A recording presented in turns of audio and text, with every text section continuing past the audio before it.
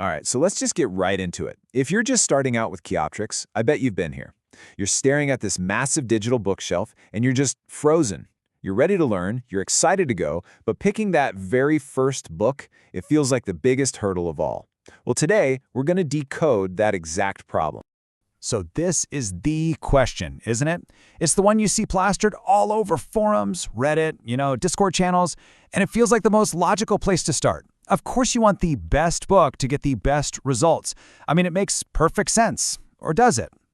Yeah, I know. That probably sounds completely backwards. But trust me, asking for the best book is actually a trap. It sends you down this rabbit hole of just collecting popular titles instead of actually collecting useful skills. And honestly, it's one of the biggest reasons beginners get stuck before they even get off the ground. So here's why that question is such a trap. When you're totally overwhelmed with options, you tend to do one of two things.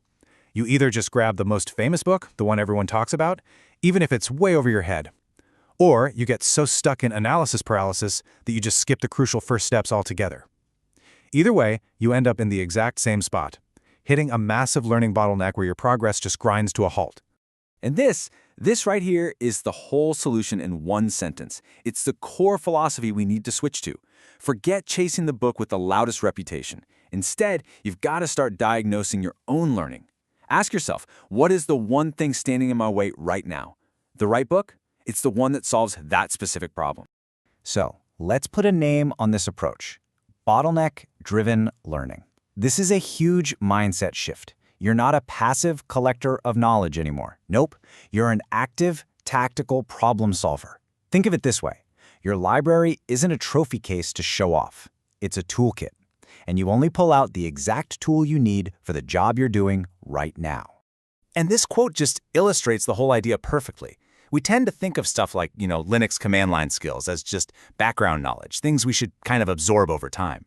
But this new mindset completely reframes that. That knowledge isn't passive at all. It's capital. It's like currency that you spend to solve problems. So if you're struggling with commands, that's your bottleneck. Your first book shouldn't be some advanced exploit development guide. It should be a Linux basics course. Simple as that. Okay, so we've got the philosophy down. That's the what. But what about the how? How do we actually put this into practice? Well, let's dive into the solution and look at some actual tools you can start using literally today to make way smarter choices. All right, here's your first tool, and it's a simple one, the eligibility checklist.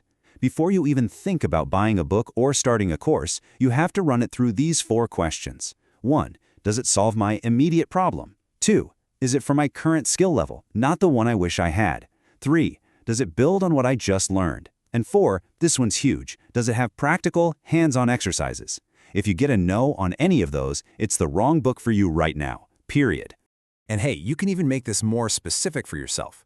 The source material talks about this cool idea called a decision card. So you could literally make a card that says, if my bottleneck is I don't know what's on the network, then my immediate focus is Nmap. See? It just cuts through all the noise and points you right at the solution. Okay, another really powerful tool is what's called a coverage tier map.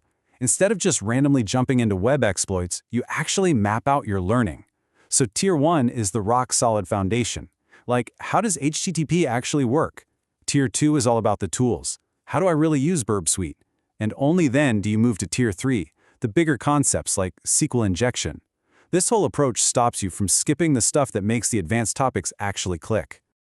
All right, pop quiz time. Let's say you figured out your bottleneck, you found a couple of good-looking books or courses.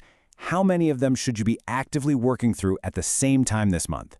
Just take a second and think about it. What's the magic number for real focused learning? 1 to 2. That's it. Any more than that and you're just scattering your focus all over the place. Remember, the goal here is mastery, not just collecting a pile of books. So pick one primary resource to attack your bottleneck, and maybe a second one for support. That's it. So what's the big payoff here? What happens in the long run if you adopt this strategy?